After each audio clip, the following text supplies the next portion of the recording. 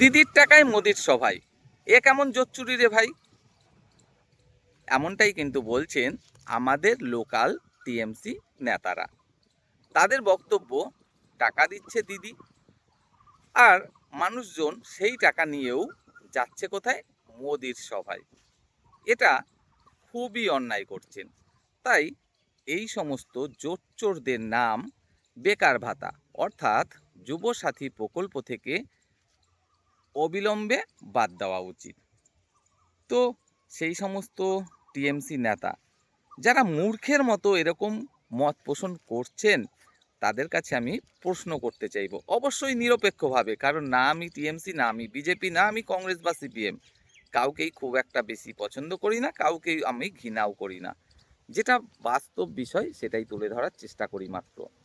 তো সেই সমস্ত টিএমসি নেতাদেরকে আমি প্রশ্ন করতে চাইব, আচ্ছা ভাই, দিদির টাকা এটা কিভাবে হলো? দিদির টাকা এটা কিভাবে হলো? দিদির ঘরে কি টাকা ছাপানো মেশিন আছে নাকি, যে সেই মেশিন থেকে টাকাগুলো ছাপানো হচ্ছে আর বেকার যুবক যুবতীদের প্রদান করা হচ্ছে? নিশ্চয়ই তা নয়, তাই না? তাহলে এটা দিদির টাকা কিভাবে হলো? দিদি কি কোনো কারোর বাড়িতে রাজমিস্ত্রি খাটতে গিয়েছে নাকি, যে রাজমিস্ত্রি খেটে 400 টাকা 500 টাকা পেলো আর সেই টাকাটা একজনকে দিল, 3 মাস 3 দিনের টাকা জমিয়ে কোনো একটা বেকারকে দিল? এমনটা কি করছে? নাকি কারো ঘরে ধোয়া মোছার কাজ করছে? নাকি কোনো অফিসে চাকরি করছে? হ্যাঁ, মুখ্যমন্ত্রী হিসাবে তার একটা পারিশ্রমিক অবশ্যই রয়েছে।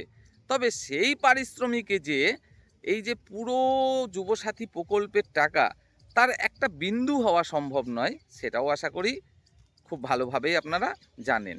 তো দিদির ব্যক্তিগত যে ইনকাম, সেটাকেই আমরা বলতে পারি দিদির টাকা। অর্থাৎ দিদি যে পারিশ্রমিকটা পান একজন মুখ্যমন্ত্রী হিসাবে, বা আলাদা আরও যে ইনকাম সোর্সগুলো আছে, যিনি, যেটা কিনা দিদি নিজেই অনেক সময় বলে থাকেন যে অনেক বই টই লেখেন, সেখান থেকে অনেক টাকা পান। তো সেই সমস্ত ইনকাম সোর্সও যদি আমরা যোগ করি, পুরো যুবসাথী প্রকল্পের এক কোনা কানাও হওয়া সম্ভব নয়। আর যেটা দিদি ব্যক্তিগতভাবে ইনকাম করেন, সেটাকেই শুধুমাত্র আমরা দিদির টাকা বলতে পারি। আর এই যে যুবসাথী প্রকল্পের টাকা, এটা মোটেও দিদির টাকা নয়, এটা পশ্চিমবঙ্গ সরকারের টাকা, যেটা কিনা জমা হচ্ছে কিভাবে? আপনার আমার কাছ থেকে। কিভাবে? নিত্য প্রয়োজনীয় জিনিসপত্র যখন আমরা প্রতিদিন কিনছি এবং তার উপরে যে ট্যাক্সটা বসানো থাকছে, সেই ট্যাক্সটা দিচ্ছি, সেই ট্যাক্সের টাকাই কিন্তু জমা হচ্ছে পশ্চিমবঙ্গ সরকারের ঘরে।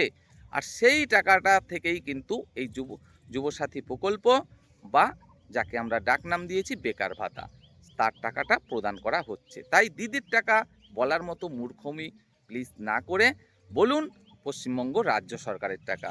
আর পশ্চিমবঙ্গ রাজ্য সরকারের টাকা, যেটা থেকে যুবসাথী প্রকল্প চালানো হচ্ছে, সেই যুবসাথী প্রকল্পের নোটিফিকেশানে কোথাও কিন্তু আমাদের লক্ষ্যে অন্তত পড়েনি যে এমন কিছু উল্লেখ আছে শুধুমাত্র টিএমসি পার্টি করলে তবেই তারা যোগ্য এই যুবসাথী প্রকল্পের টাকা পাওয়ার জন্য। যদি এমনটা উল্লেখ থাকতো তাহলে আমিও বলতাম এটা খুবই বড় একটা জোচ্চুরি করা হচ্ছে। তাই যারা এরমটা করছে তারা অবশ্যই জোচ্চোর। কিন্তু তেমনটা যেহেতু লেখা নেই, এখানে যেহেতু এরকম ক্রাইটেরিয়া রাখা হয়েছে যে পশ্চিমবঙ্গের বাসিন্দা হতে হবে, ন্যূনতম মাধ্যমিক পাস করতে হবে এবং বয়স হতে হবে 18+ থেকে 40-এর মধ্যে, তাহলেই তারা যোগ্য এই যুবসাথীর টাকা পাওয়ার জন্য। এখানে অতিরিক্ত কোনো ক্রাইটেরিয়া অর্থাৎ টিএমসি করতে হবে এমন কোনো ক্রাইটেরিয়া অন্তত আমার চোখে পড়েনি। আর এরকম ক্রাইটেরিয়া যদি না থেকে থাকে, তাই এদেরকে জোচ্চোর বলা মোটেও কিন্তু উচিত নয়।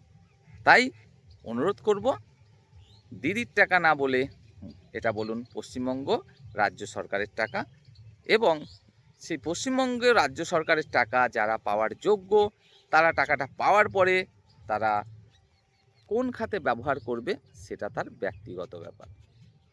তো ভালো লাগলে অবশ্যই আপনারা ভিডিওটা শেয়ার করবেন, তবে কমেন্ট প্লিজ আপনারা করুন, আপনাদের মতামত জানান।